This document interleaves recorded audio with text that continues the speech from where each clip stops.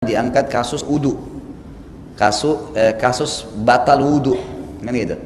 Jumhur ulama, Imam Malik, Imam Ahmad, Imam Abu Hanifah, tiga-tiganya sepakat kalau menyentuh lawan jenis yang bukan mahram, kalau tidak dengan syahwat, ya, tidak sengaja, tidak batal.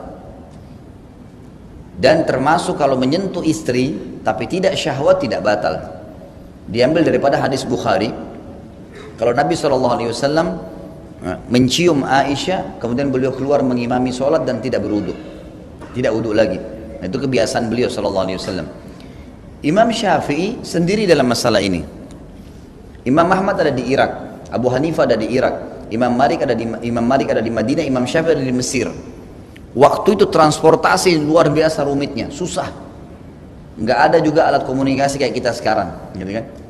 Jadi masing-masing berijtihad di lokasinya, tapi empat imam ini diakui karena semuanya rata-rata kalau menyampaikan sebuah hukum pasti ikutin dalil. Makanya dianggap empat mazhab ini adalah empat yang dipegangi oleh ahli sunnah wal jamaah. Yang mana saja dipegangi insya Allah dianggap orang itu masuk dalam ahli sunnah wal jamaah. Imam Syafi'i rahimahullah ini contoh saja, mengatakan beliau di Mesir waktu itu beliau berijtihad, mengambil dari surah Al-Ma'idah ayat 6. Firman Allah SWT, "Au lamastumun nisa", atau kalian lams nisa, menyentuh wanita.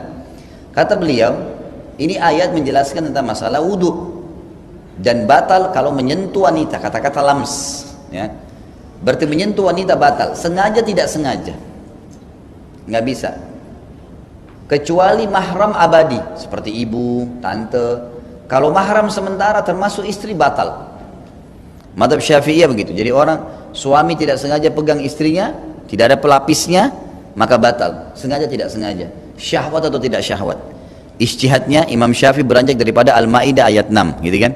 Jumhur ulama menjelaskan, tadi tiga imam, kalau ayat ini aulamastumun nisa, masuk kata-kata lams adalah jima, berhubungan biologis atau menyentuh dengan syahwat. Ini perselisihan pendapat mereka. Di sini Syekh Abu Bakar rahimahullah mengatakan Imam Syafi'i rahimahullah punya hak beristidlal dengan itu. Walaupun kemungkinan hadis Bukhari tadi tidak sampai pada beliau, gitu kan.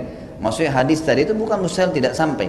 Tetapi beliau berijtihad dengan dalil ayat Al-Qur'an, dan tidak boleh, kata Syekh Abu Bakar rahimahullah, Imam Syafi'i menarik pendapatnya kalau dia yakin ayat ini benar. Ya. Maka kita harus hormati, gitu kan.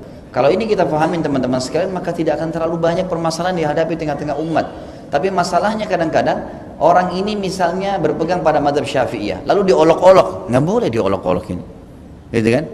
Saya dengar ada suami istri menikah, kemudian si suami ini berpegang pada pendapat Syafi'iyah, si istri berpegang pada pendapat Hanabilah, gitu kan? Suami yakin sentuh sengaja tidak sengaja batal wudu. Istrinya selama ini berpegang pada pendapat sebelum nikah belajar agama, kalau ini tidak batal. Dia nasihatin suaminya bilang ini pendapat masing-masing. Ternyata si istri sering kerjain suaminya.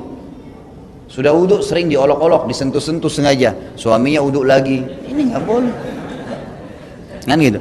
Ini mengolok-olok pendapat nggak boleh. Ini jangan dianggap bahan bercandaan gitu kan? Nggak boleh. Hargai suaminya harus gitu. Karena ini masalah ijtihadiyah di mana ada dalilnya.